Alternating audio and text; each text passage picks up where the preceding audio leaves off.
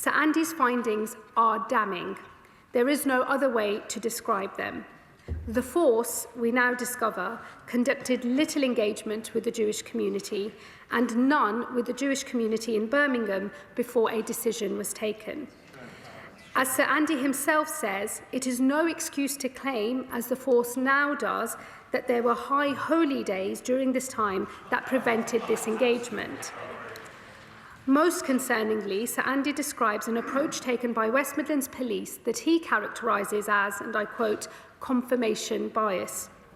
This means that rather than follow the evidence, the force sought only the evidence to support their desired position, to ban the fans.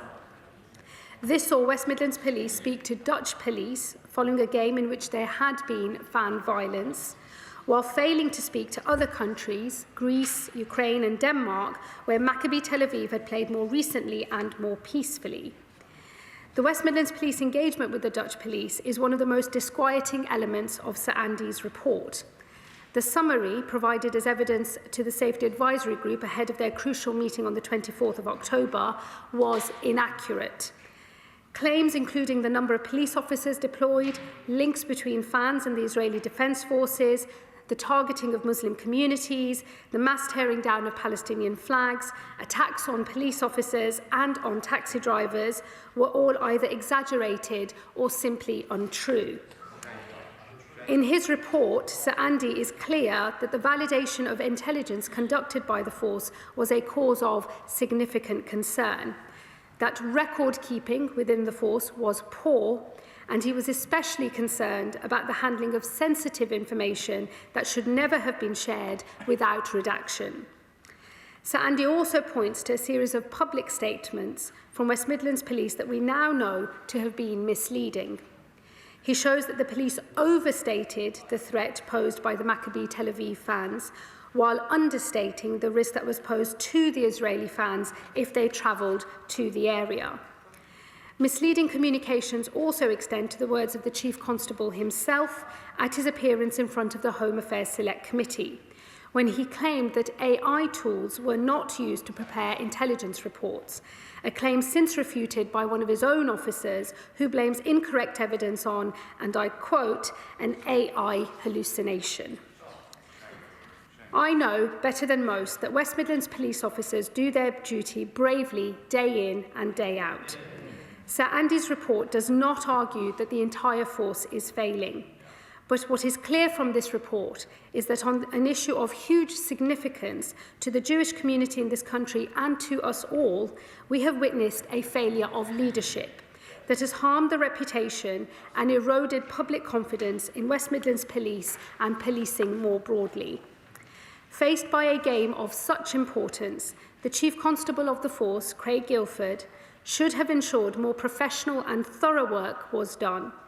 As Sir Andy himself says, the shortcomings detailed in his report are, and I quote, symptomatic of a force not applying this necessary strategic oversight and not paying enough attention to important matters of detail, including at the most senior levels. The ultimate responsibility for the force's failure to discharge its duties on a matter of such national importance rests with the Chief Constable. And it is for that reason that I must declare today that the Chief Constable of West Midlands Police no longer has my confidence. It has been, as I understand it, over 20 years since a Home Secretary last made such a statement. But on the evidence provided by Sir Andy Cook, the Chief Inspector of Policing, that is now the case.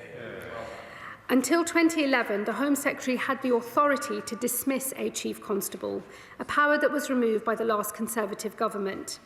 Today, it is only Police and Crime Commissioners who hold this power, and so the Chief Constable's future rests with the local Police and Crime Commissioner and not with me.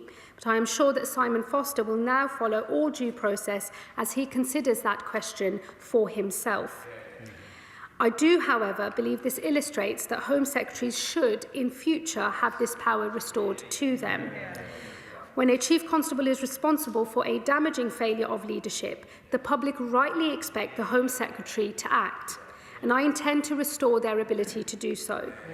I can announce today that this government will soon reintroduce the Home Secretary's power to dismiss chief constables in light of significant or persistent failings, and that this will be part of the government's upcoming white paper on wider police reform, with legislation to follow.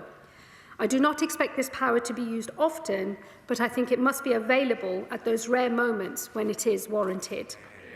Madam Deputy Speaker, Sir Andy Cook's report is devastating.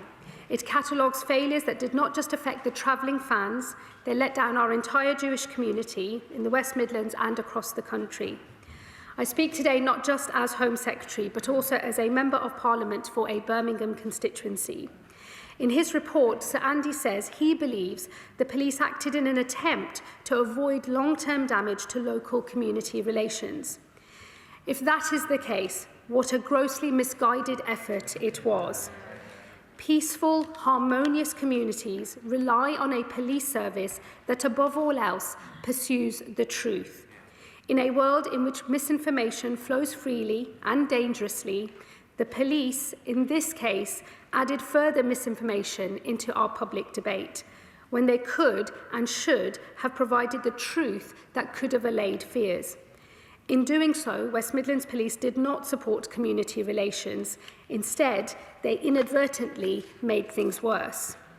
This must serve as a lesson to police forces across the country, a reminder that they are called to their profession to serve truth and the law, to police our streets without fear or favour, and that community trust and cohesion depends upon them doing that above all else. And with that, Madam Deputy Speaker, I commend this statement to the House.